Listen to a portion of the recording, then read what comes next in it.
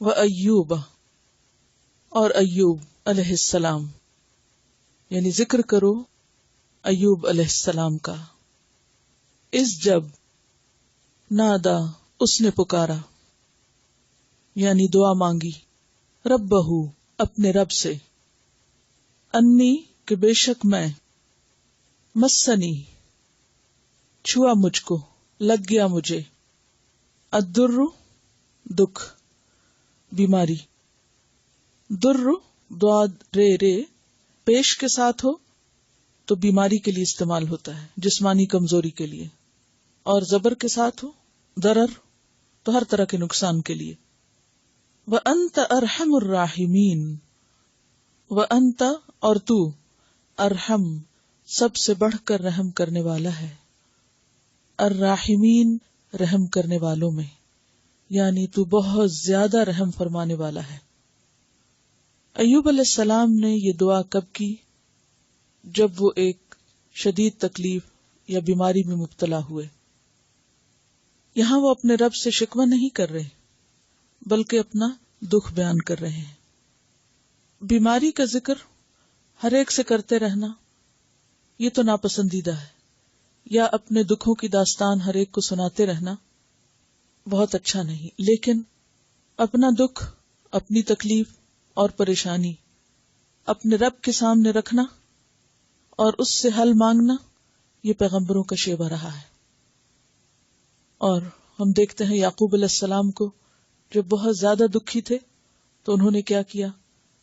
انما اشکو بثی و حزنی الی اللہ، میں اپنے دکھ اور غم کی فریاد اللہ سے کرتا ہوں، کیونکہ صرف اور صرف اللہ ہی کی ذات ایسی ہے جو ہمیں دکھوں سے نجات دے سکتی ہے۔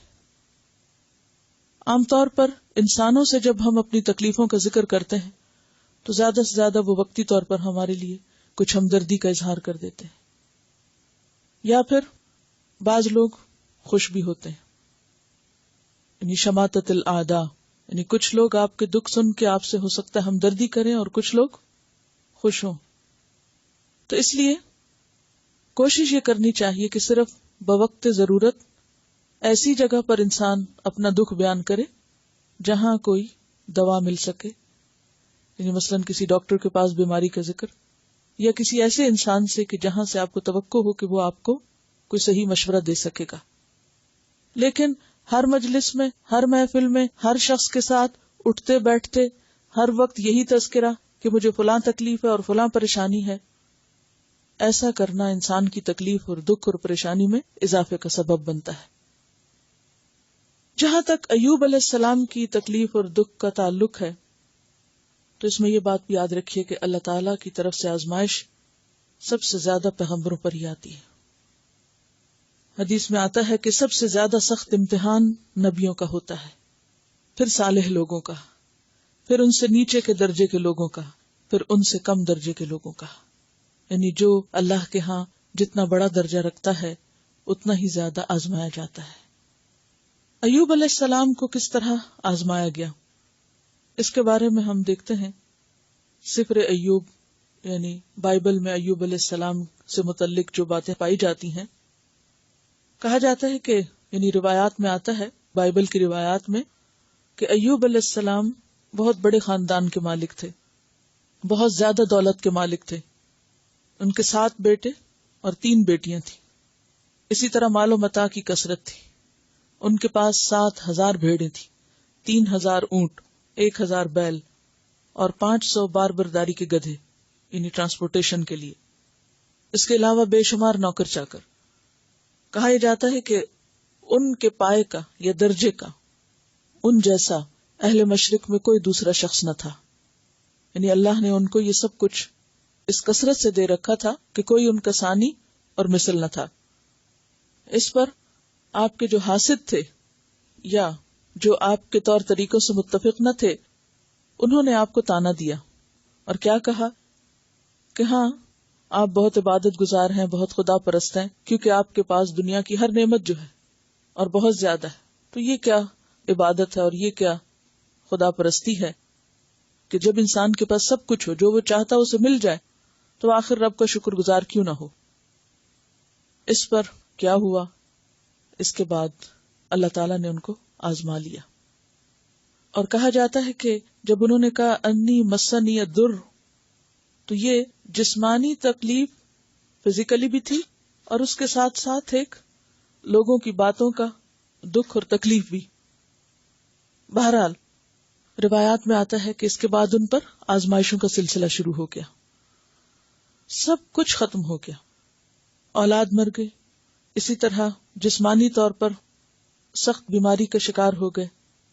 صفر ایوب ہی کی روایت میں آتا ہے کہ سر سے لے کر پاؤں تک پورے کے پورے ایک سکن ڈیزیز میں مبتلا ہو گئے، یعنی پھوڑے نکل آئے پورے جسم کے اوپر، اور اسی طرح مال مویشی سب کچھ ختم، فصلیں، زمین سوکھ گئی، کچھ اگانے کے قابل نہ رہی، اور بیماری ایسی تھی کہ بیوی بھی چلی گئی، بالکل تنہا رہ گئے۔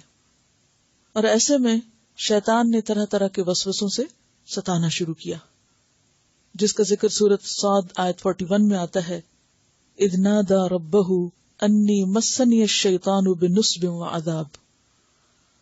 اور ہم دیکھتے ہیں کہ ایوب علیہ السلام اس حال میں بھی اللہ کا شکر اور اللہ کی عبادت کرنا نہیں چھوڑتے، بلکہ ان حالات میں وہ کچھ زیادہ ہی اللہ کی طرف رجوع کرتے ہیں۔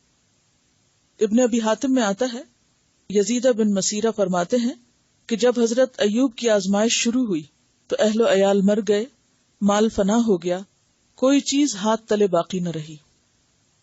آپ اللہ تعالیٰ کے ذکر میں اور بھی بڑھ گئے، کہنے لگے، اے تمام پالنے والوں کے پالنے والے، تو نے مجھ پر بڑے احسان کیے، مال دیا، اولاد دی، اس وقت میرا دل بہت مشغول تھا، اب تو نے سب کچھ لے کر میرے دل کو ان فکروں سے پاک کر دیا۔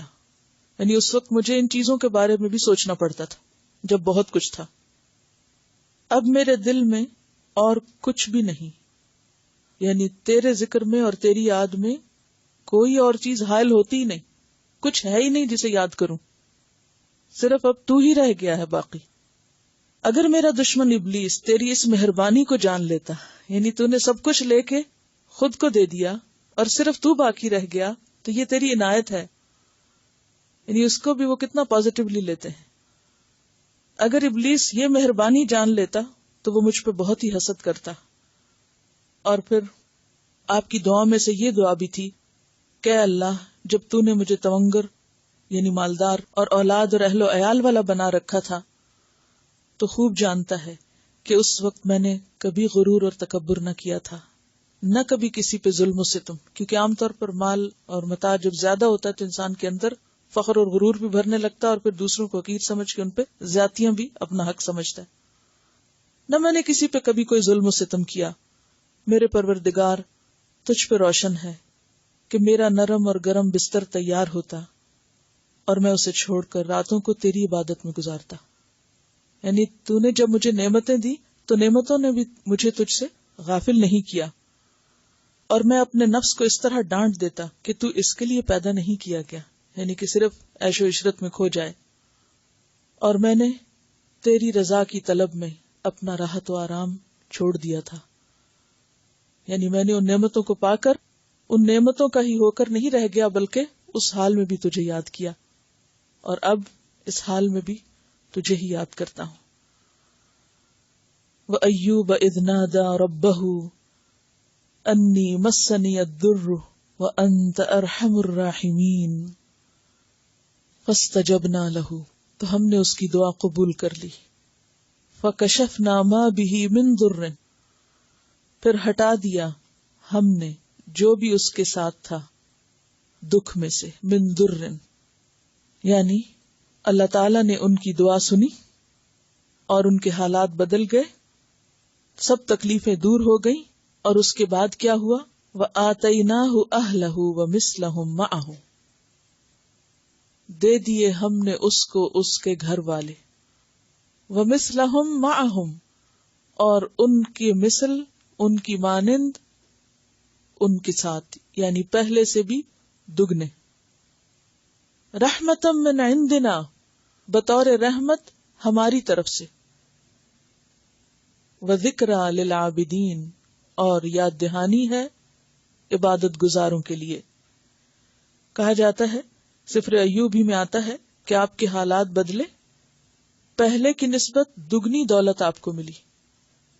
بخاری کی صحیح روایت میں آتا ہے کہ ان کے اوپر سونے کے پتنگے گرنے لگے، یعنی اس طرح واپس آیا سب کچھ۔ اور اسی طرح جسمانی صحت بھی فوری طور پر نصیب ہوئی۔ ایک دوسری جگہ پر آتا ہے سورۃ صاد میں آیت 42 میں اللہ تعالیٰ نے فرمایا ارکض برجلک، اپنے پاؤں کو مارو، ھذا مغتسل بارد وشراب، کہ یہ نہانے کے لیے ٹھنڈا پانی اور پینے کے لیے۔ تو انہوں نے پاؤں مارا، زمین سے پانی نکلا، اور اس پانی سے جب وہ نہائے تو کیا ہوا؟ سب تکلیف دور ہو گئی، اور پھر ٹھنڈا پانی پیا تو اس سے بالکل دوبارہ چاق و چوبند اور صحت مند ہو گئے۔ تو اس طرح ان کی تکلیف فوری طور پر دور ہوئی، یعنی صرف پانی کے ساتھ نہانے کی وجہ سے۔ تو بات یہ ہے کہ سب کچھ تو اللہ کے ہاتھ میں ہے، بیماری ہو یا دکھ ہو یا تکلیف ہو، جب چاہے پکڑ لے، جب چاہے لمحوں میں سب کچھ دور کر دے، کیونکہ سب اسی کے ہاتھ میں ہے۔ تو اب کیا ہوا؟ سب نعمتیں لوٹ آئیں، اور صرف لوٹ نہیں آئیں بلکہ دگنی عطا کی۔ اس کے بارے میں آتا ہے کہ اللہ تعالیٰ نے ان کو، ان کی بیوی جب لوٹائی تو وہ پہلے سے زیادہ جوان ہو گئی، اور پھر آخری عمر میں ان کو اولاد بھی دی، اور پھر اولاد کی اولاد 4 نسلیں انہوں نے اپنی آنکھ سے دیکھی۔ 140 سال کی عمر میں فوت ہوئے،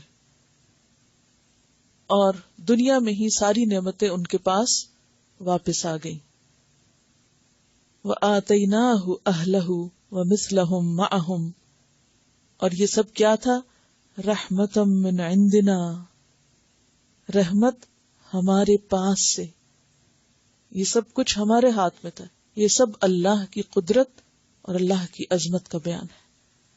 وَذِكْرَى لِلْعَابِدِينَ، اور اس میں ایک نصیحت ہے، سبق ہے، کس کے لیے؟ سب عبادت کرنے والوں کے لیے۔ عابدین عابد کی جمع ہے، جو بھی عبادت گزار ہے وہ سب اس سے سبق سیکھے۔ کیا؟ کہ وہ بھی ایوب علیہ السلام جیسا صبر کریں، اپنے رب کو پکاریں، ہر حال میں اس کے شکر گزار رہیں، تو انعام بھی انہی جیسا پائیں گے۔ نہ صرف یہ کہ آخرت میں بلکہ دنیا میں بھی۔ اصل بات یہ ہے کہ اللہ تعالیٰ جب انسان کو کوئی نعمت دے تو انسان اسی کا شکر گزار ہو، نعمت کو اسی کی طرف سے سمجھے، اسی کو یاد کرے، اور پھر اگر چلا جائے تو بھی شکایت نہ کرے، شکوہ نہ کرے، لوگوں کے سامنے رونا نہ روئے بیکار کا۔ اللہ کی طرف سے آئی ہوئی تکلیف کا شکوہ یا شکایت لوگوں کے سامنے نہیں، اللہ ہی کے سامنے۔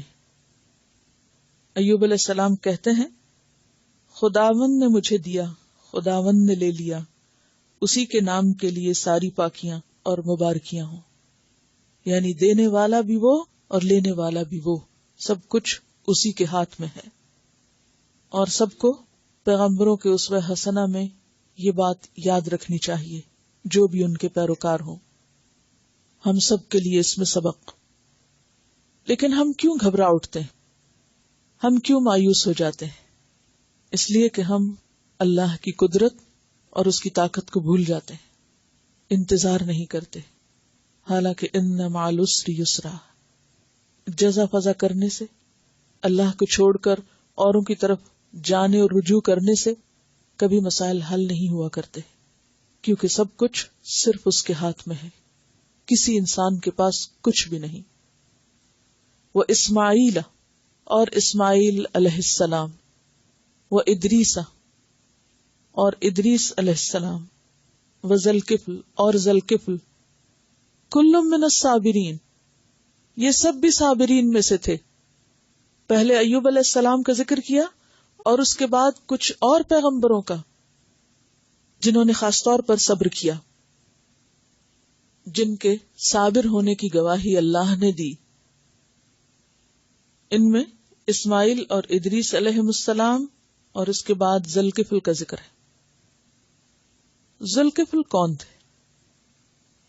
ان کے بارے میں کئی ایک توجیحات بیان کی گئی ہیں. ایک تو یہ کہ یہ الیاس علیہ السلام تھے اور یہ الیاس علیہ السلام ہی کا دوسرا نام ہے. کچھ پیغمبر ایسے گزرے ہیں جن کے دو نام تھے. مثلا یعقوب علیہ السلام کا نام اسرائیل بھی تھا. عیسیٰ علیہ السلام کو مسیح بھی کہا گیا. یونس علیہ السلام کو ذوالنون کہا گیا. محمد صلی اللہ علیہ وسلم کو قرآن میں احمد بھی کہا گیا. اور اسی طرح الیاس علیہ السلام کو ذوالکفل بھی کہا گیا. ایک توجیہ تو یہ کی جاتی ہے. دوسری یہ کہ یہ الگ ایک پیغمبر ہے اور مختلف روایات کو اگر سامنے رکھا جائے تو حزقیل ایک پیغمبر ہیں، بنی اسرائیل کی طرف مبعوث ہوئے، ان کو ذوالکفل کہا گیا. ذوالکفل کا لفظی معنی ہے نصیب والا. کفل کا لفظ پیچھے گزر چکا ہے. نصیب یا حصے کے معنوں میں آتا ہے، جیسے ہم خوش نصیب کہتے ہیں، صاحب نصیب. تو حزقیل کون تھے؟ حزقیل بنی اسرائیل کے پیغمبر تھے جو یروشلم کی تباہی سے قبل بخت نصر کے ہاتھوں گرفتار ہوئے تھے.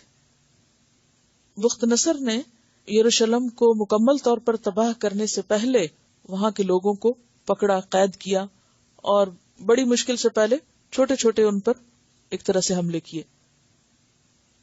تو بخت نصر نے عراق میں اسرائیلیوں کے لیے ایک الگ نو آبادی قائم کی تھی دریائے خابور کے پاس، اور اس کا نام تل ابیب تھا، جو اب کیا کہلاتا ہے؟ تل ابیب.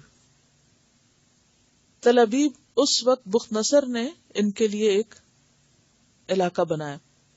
تو یہاں قیدی رکھے گئے، کس کے؟ بنی اسرائیل کے. اور اسی جگہ پر حزقیل کو پیغمبر بنا کر ان لوگوں میں بھیجا گیا.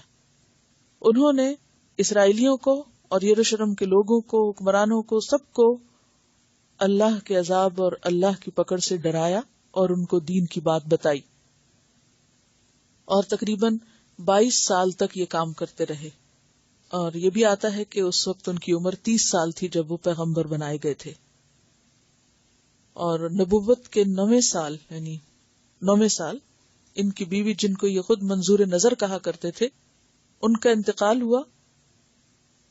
لوگ ان سے تعزیت کرنے کے لیے آئے اور یہ تعزیت چھوڑ کر ان کو اللہ کا پیغام سنانے لگے. یعنی اس موقع کو بھی انہوں نے بے مقصد نہیں جانے دیا، بلکہ اس وقت کو بھی انہوں نے کس میں استعمال کیا؟ اللہ کی بات بتانے میں. یعنی کوئی موقع ہاتھ سے جانے نہیں دیتے تھے. یعنی اپنا ذاتی دکھ بھول کر لوگوں کی آخرت کی فکر کرنے لگے. بائبل میں ایک صحیفہ ہے حزقیل کے نام سے، اس میں آپ کو مزید ڈیٹیلز مل سکتی ہیں. یہ ہیں صبر کرنے والے، کہ جو اپنے ذاتی دکھوں اور غموں کو اپنی ساری زندگی کا مسئلہ نہیں بنا لیتے. بامقصد انسان عام انسانوں سے فرق ہوتا ہے. کیا فرق ہوتا ہے ایک بامقصد انسان میں اور ایک بے مقصد انسان میں؟ کیا فرق ہوتا ہے؟ وہ زندگی کے کسی ایک دن کو بھی ضائع نہیں ہونے دیتا. ہم لوگوں کا حال کیا ہے؟ ہر وقت اس انتظار میں رہتے ہیں کہ کوئی موقع آئے، کوئی مناسبت ہو اور ہم چھٹی کریں، یعنی کہ کام چھوڑ دیں. یعنی کوئی طریقہ ہو کہ جس سے ہم کام سے بھاگ نکلے، اسکیپ کر جائیں. لیکن بامقصد لوگ ایسے نہیں ہوتے. وہ کہیں بھی ہوں، وہ سمندر میں ہو، دریا میں ہو، وہ ہوا میں ہو، وہ فضا میں ہو، زمین میں ہو، کسی غار میں ہو، وہ کہیں پر بھی ہوں، انہیں اپنا کام نہیں بھولتا. اب یہ سب صابر لوگ تھے. صبر کیا ہوتا ہے؟ کہ انسان پر بڑے سے بڑا صدمہ بھی ہو تو اس وقت وہ کیا کرے؟ معاملے کو اللہ کے سپرد کر کے کام جاری رکھے، جو بھی اس کو کرنا ہے. کیونکہ اس کو پتا ہے کہ یہ زندگی بہت ہی قیمتی ہے. اس کا کوئی دن صرف خوشی کی نظر اور کوئی دن صرف غم کی نظر نہیں کیا جا سکتا. خوشی ہو یا غم ہو، کام کرتا رہے. آج مسلمانوں کی حالت کیا ہے؟ شادیوں میں دن نہیں مہینے لگ جاتے ہیں، سلسلے ختم ہی نہیں ہوتے. کوئی غم آ جائے تو 30واں 40واں تو اب چھوڑ دیں، برسی کیا ساری زندگی غم مناتے گزر جاتی. یعنی کوئی ایک غم آ جائے، کوئی ایک فوت ہو جائے تو وہ پھر کیا ہو جاتا ہے؟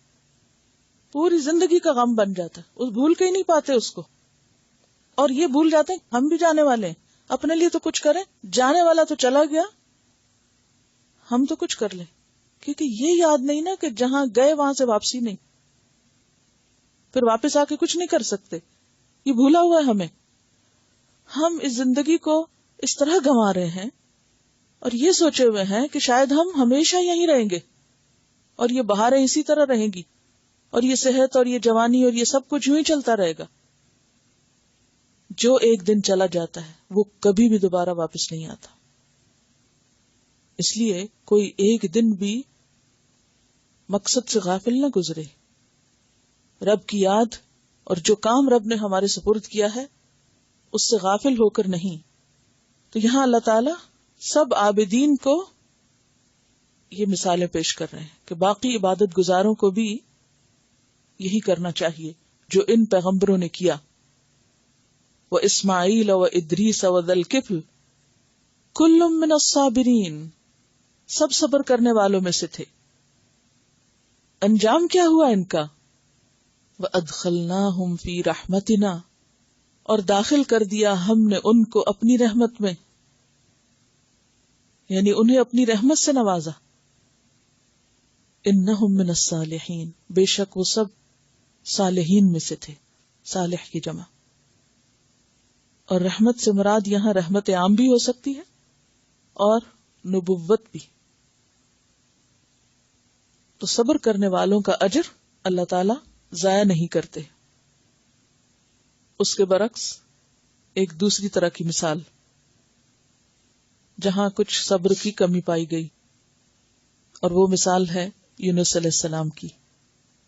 وَذَنُّونِ، اور ذنون مچھلی والا پیار سے کہا گیا ہے، جیسے ابو ہریرہ کو بلی کباب.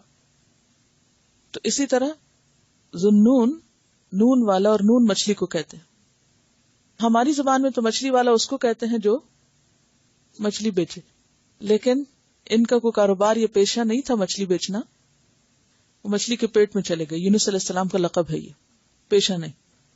وَذَنُّونِ اذ ذَهَبَ مُغَاضِبًا، جب وہ چلا گیا بہت غضبناک ہو کر. مغاضب مفاعلہ سے، اس لیے مفاعلہ جو ہے اس کی خصوصیت میں مبالغہ پایا جاتا ہے، یعنی بہت ناراض ہو کر. کس سے؟ اپنی قوم سے، کہ قوم مانتی نہیں تھی. اور بعض روایت میں بھی آتا ہے کہ جب انہیں یہ شک ہوا کہ قوم مجھے قتل کر دے گی تو ڈر کے چلے گئے. فظن، تو انہوں نے سمجھا. الن نقدر علیہ، اب ظن انا نہیں ہے، کیا ہے؟ ظن ہے صرف. انہوں نے گمان کیا جس میں یقینی بات نہیں تھی. الن نقدر علیہ، کہ ہم اس پر قادر نہ ہو سکیں گے. ایک معنی تو یہ ہے کہ ہم اس پہ قدرت نہیں رکھیں گے. اور نقدرہ کا لفظ ہے نا، قاف دال رے سے، اور قدر تنگی کو بھی کہتے ہیں. لیلۃ القدر کو لیلۃ القدر بھی اسی لیے کہتے ہیں کہ اس رات اتنے فرشتے نازل ہوتے ہیں کہ زمین پر تنگی ہو جاتی، یعنی کثرت ہو جاتی ہے. سورۃ الطلاق میں بھی آتا ہے ومن قدر علیہ رزقہ، جس کا رزق اس پر تنگ کر دیا گیا. فظن، تو اس نے سمجھ لیا. الن نقدر علیہ، یا اس نے سمجھا کہ ہم نہیں قدرت رکھتے اس پر، یا یہ کہ ہم نہیں تنگی کر سکتے اس پر، یعنی پکڑ نہیں سکتے اس کو. فنادا فی الظلمات، تو اس نے پکارا اندھیروں میں. ظلمات ظلمت کی جمع، ظلمت اندھیرے کو کہتے ہیں، اور مراد ہے یہاں مچھلی کا پیٹ. آپ کو معلوم ہے کہ سورۃ یونس میں آپ تفصیل کچھ پڑھ بھی چکے ہیں کہ یونس علیہ السلام جب قوم سے ناراض ہو کر قوم کو چھوڑ کر، بستی کو چھوڑ کر نکل چلے تو پھر چلتے چلے گئے حتیٰ کہ سمندر کے کنارے پہنچ گئے. وہاں سے ایک دیکھا کہ کوئی کشتی جا رہی، اس پر بیٹھ گئے کہ جہاں یہ جاتی میں بھی وہیں چلا جاؤں گا. ایسا ہوتا ہے نا بعض اوقات انسان کسی سے ناراض ہو تو پھر کیا کرتا ہے، پھر وہ سوچتا نہیں کہ مجھے اب کرنا کیا ہے، بس وہ جو سامنے آ گیا انسان کرتا چلا جاتا. تو ہوا یہ کہ کشتی جو تھی آگے جا کر ڈولنے لگی. تو ملاح نے کہا کہ کشتی کا وزن زیادہ ہو گیا، کسی ایک شخص کو نکالنا پڑے گا. اب وہ واپس کنارے تک آنا تو بہت مشکل تھا. بہرحال کون تیار ہو، کوئی بھی نہیں سمندر میں کودنے کو تیار. اس نے کہا اگر نہیں کوئی ایک نکلے گا تو سب ڈوبیں گے. اب سب آپس میں سوچنے لگے کہ کس کو نکالا جائے. قرآن اندازی ہوئی. فساہم فکان من المدحدین، قرہ آپ کے نام نکلا اور آپ کو اٹھا کے سمندر میں پھینک دیا. جو ہی پھینکا گیا تو مچھلی نے آ کے آپ کو نگل لیا، اور نگلتے ہی وہ سمندر کی تہوں میں چلی گئی. تو ایک تو مچھلی کے پیٹ کا اندھیرا، اوپر سے سمندر کی تاریکی، اوپر سے رات کا اندھیرا، اور اوپر سے غم کا اندھیرا. تو فنادا فی الظلمات، ان سارے اندھیروں میں پکار اٹھے، اللہ الہ الا انت، کہ نہیں کوئی الہ مگر تو ہی، سبحانک، پاک ہے تو، انی کنت من الظالمین، بے شک میں ظالموں میں سے ہوں، میں قصوروار ہوں.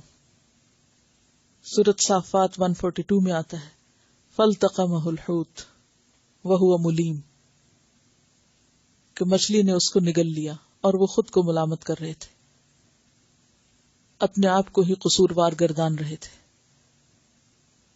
تو اللہ تعالیٰ نے ان کی یہ پکار سن لی. فاستجبنا لہ، تو ہم نے اس کی دعا سن لی. کیا ہوا؟ ونجیناہ من الغم، اور نجات دے دی ہم نے اس کو غم سے. وکذالک ننجی المؤمنین، اور اسی طرح ہم نجات دیں گے سب مومنوں کو، یا نجات دیتے ہیں سب مومنوں کو. کب؟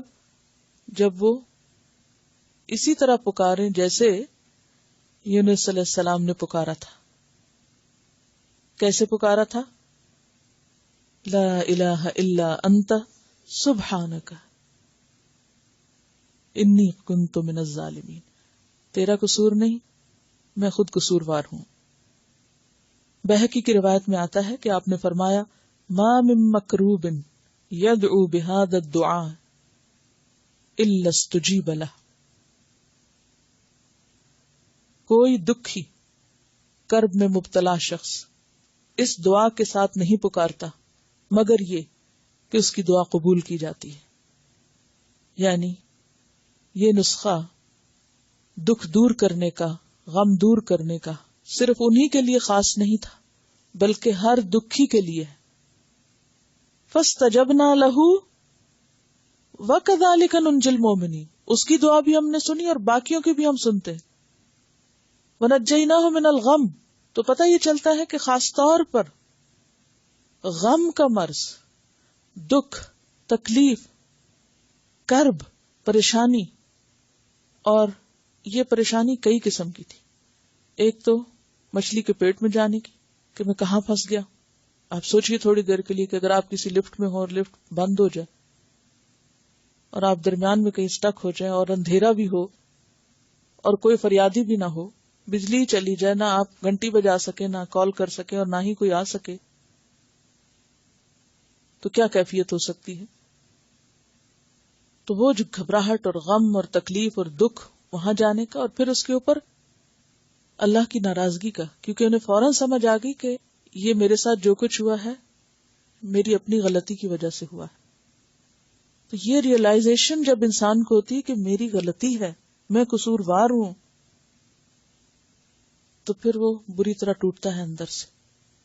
اور یہی ٹوٹنا اللہ کو پسند ہے کہ کوئی شخص سچا اعتراف کر لے اپنی غلطی کا. عام طور پر شیطان ہمیں اعتراف نہیں کرنے دیتا. جب کوئی غلطی ہوتی بھی ہے تو ہم 100 تعویلیں ساتھ ہی کر لیتے ہیں، لہٰذا پھر دعا میں بھی وہ صدق اور یقین نہیں ہوتا اور پھر قبولیت بھی ویسی ہی ہوتی. جب بھی ہم پہ کوئی دکھ آتا ہے، کوئی غم، کوئی تکلیف، کوئی پریشانی، تو عام طور پر ہم چاروں طرف لوگوں کو بلیم کرتے ہیں. ماں باپ کا قصور ہے، معاشرے کا قصور ہے، میاں کا قصور ہے، بچوں کا قصور ہے، فلاں کا اور میرا تو کوئی قصور ہی نہیں. اور پھر جب ہماری سوچ ایسے ہوتی ہے کہ اپنی غلطی ہم دیکھتے ہی نہیں اور اعتراف ہی نہیں کرتے، تو پھر مشکل بھی حل نہیں ہوتی. تو دعا کی قبولیت کے لیے ضروری ہے کہ انسان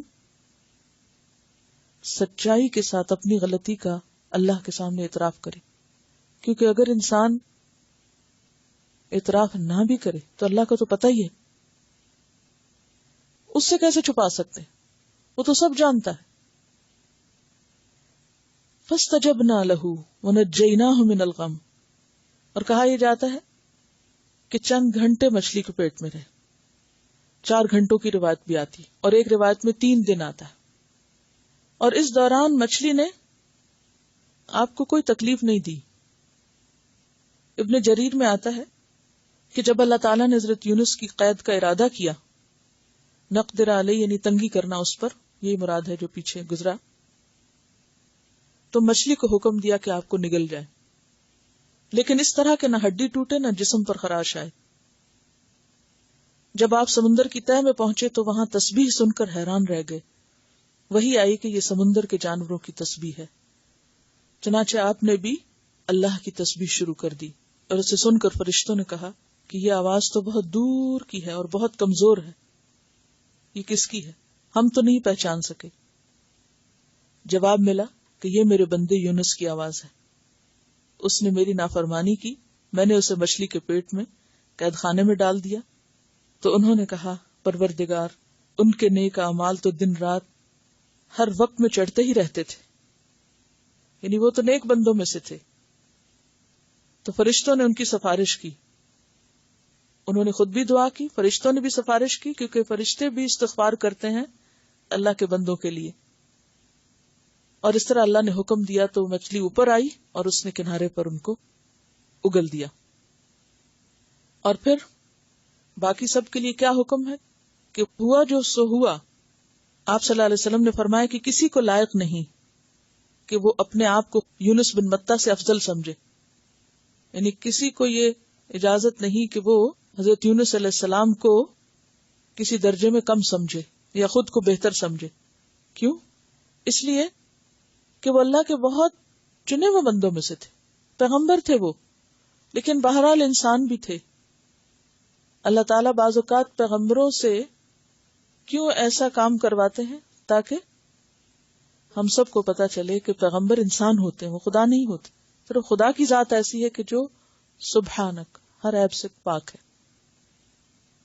تو بہرحال یونس علیہ السلام نے اللہ تعالیٰ سے دعا کی اور اللہ تعالیٰ نے ان کی دعا سن لی.